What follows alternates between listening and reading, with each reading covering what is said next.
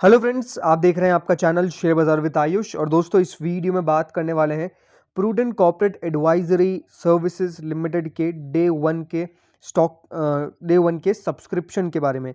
तो आज से दोस्तों ये आईपीओ आपको ओपन होता हुआ देखने को मिला है। कह सकते हैं कि एक अच्छी कंपनी मार्केट में ज़रूर आती हुई देखने को मिली है, बट रिस्पॉन्स किस प्रकार का आता हुआ देखने को मिला है ये जानना काफ़ी इंपॉर्टेंट है। तो इसके बारे में इस वीडियो में बात करेंगे। पहले दिन कितने इसके अंदर यहाँ पे आपको सब्सक्रिप्शन आता हुआ देखने को मिला है, एंड सबसे बड़ा क्वेश्चन निकल के आता है एट द एंड पैसा बनता हुआ देखने को मिलेगा या नहीं मिलेगा, इसके अंदर अप्लाई करके चलना है या फिर नहीं अप्लाई करके चलना है, इसके बारे में भी इस वीडियो में बात करेंगे। तो पूरा आपको एनालिसिस भी पता चलेगा, प्लस सब्सक्रिप्शन भी पता चलेगा। तो वीडियो को पूरा देखिएगा। आखिर में बात भी ग्रे मार्केट की भी करेंगे कि आखिर ग्रे मार्केट क्या चलता हुआ देखने को मिल रहा है। तो फ्रेंड्स, अगर आप चैनल से पहली बार जुड़े हो तो चैनल को जरूर सब्सक्राइब कर लीजिएगा। अगर आपको ये वीडियो बढ़िया लगे तो वीडियो को लाइक करके आप जरूर जाइएगा। So friends, prudent corporate advisory services IPO. लेकिन सबसे बड़ा क्वेश्चन आता है कि जिनको नहीं पता है कि कंपनी आखिर करती क्या है, तो कंपनी का सीधा सीधा एक काम है, वो है रिटेल वेल्थ मैनेजमेंट का। रिटेल वेल्थ मैनेजमेंट करती हुई देखने को मिलती है। अब इसमें आप ले लीजिए, भले म्यूचुअल फंड्स को ले लीजिए, आप इसमें अपना इंश्योरेंस ले लीजिए, जनरल इंश्योरेंस, आपके स्टॉक ब्रोकिंग का काम करती हुई देखने को मिलती है, आपके पोर्टफोलियो मैनेजमेंट का काम करती हुई देखने को मिलती है। यानी जो भी रिटेल कैटेगरी से जुड़ा हुआ वेल्थ मैनेजमेंट का काम है, जिसमें देखिए यहाँ पे वेल्थ मैनेज होती है, वो काम ये कंपनी आपको करती हुई देखने को मिलती है। फाइनेंशियल स्ट्रांग है, इसमें कोई डाउट नहीं है। अब इस आईपीओ के बारे में जाने तो देखिए, आज पहला दिन था 10 मई का। 12 मई को ये बंद होता हुआ देखने को मिल जाएगा। 630 रुपये का प्राइस बैंड है। अब सबसे बड़ा क्वेश्चन निकल के आता है, आखिर 630 रुपये का प्राइस बैंड जस्टिफिकेशन देता है कि नहीं। अब याद रखिएगा, मार्केट्स अभी अगर आप देखेंगे तो बेहद ख़राब है। अगर ये कहूँ तो इसमें कोई गलत बात तो है नहीं।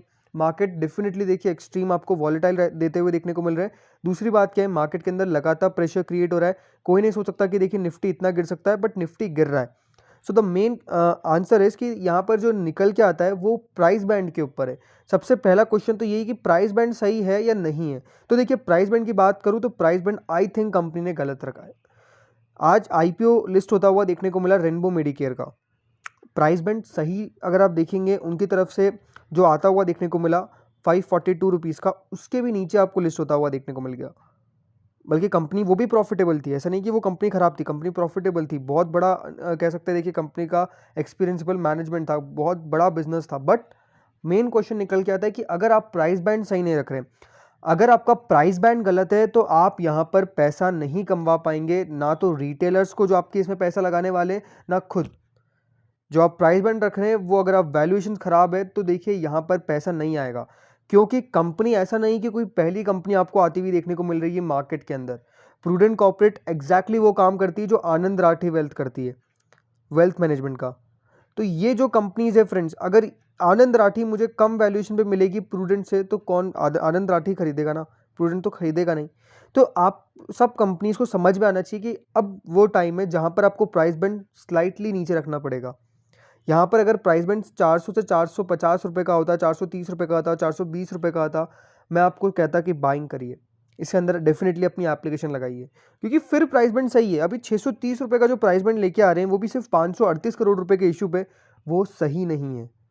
और वो आज रिफ्लेक्ट होता हुआ देखने को मिला है कंपनी के पहले दिन के सब्सक्रिप्शन के ऊपर। बात करेंगे, याद रखिएगा फेस वैल्यू 5 रुपये की है, और टोटल आपको एक लॉट में 23 शेयर मिलते हुए देखने को मिलेंगे। बीएससी एनएससी दोनों पे लिस्ट होगा, और टोटल इशू का साइज है 538 करोड़ का।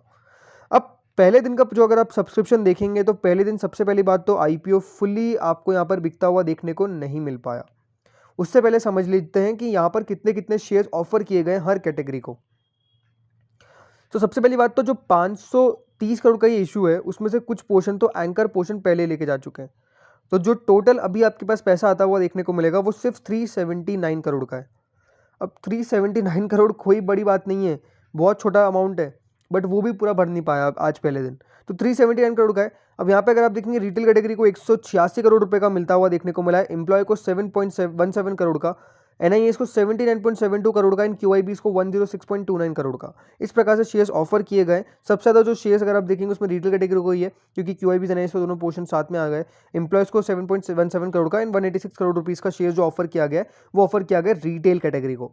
अब जैसा मैंने कहा कि बहुत छोटा इशू आएगा, ये सिर्फ 380 करोड़ की बात है, लेकिन 380 करोड़ भी अगर आप देखेंगे तो पहले दिन नहीं बिक पाया।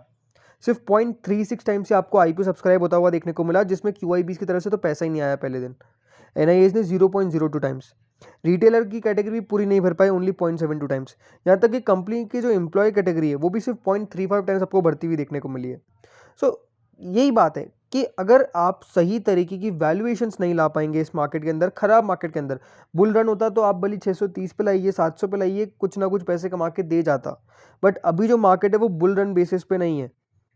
पहले आईपीओ जो आते थे वो हर आईपीओ कमाई करवा के जाता था क्योंकि बुल मार्केट था। अभी प्रॉपर बुल मार्केट नहीं है। अभी तो देखा है तो ये बे मार्केट ही आपको देखने को मिल रहा है, क्योंकि लगातार रोज अगर आप देखेंगे निफ्टी 1% 2% टूटेगा, रोज नेस्डेक 3% 4% गिरेगा, तो वो बुल मार्केट सिनेरियो थोड़ी है, वो बे मार्केट सिनेरियो है। थोड़ा बहुत अब आता हुआ देखने को मिलेगा। ऐसा नहीं कि देखिए मार्केट हर बार स्ट्रेट चलेंगे, मार्केट का ये नेचर है।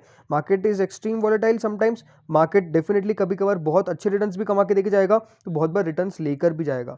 अभी वो वाला टाइम में जब रिटर्न्स लेके जा रहा है, तो इन सब कंपनीज को समझ में आना चाहिए कि जो प्राइस बैंड है वो सही रखना चाहिए। क्योंकि अगर आपके पास अच्छा खासा देखिए यहाँ पर एक्सपीरियंस है, आपकी कंपनी बहुत बढ़िया है, तो आप अगर थोड़ा सा नीचे का प्राइस बैंड भी रख देंगे तो मार्केट प्रीमियम दे देगा आपको।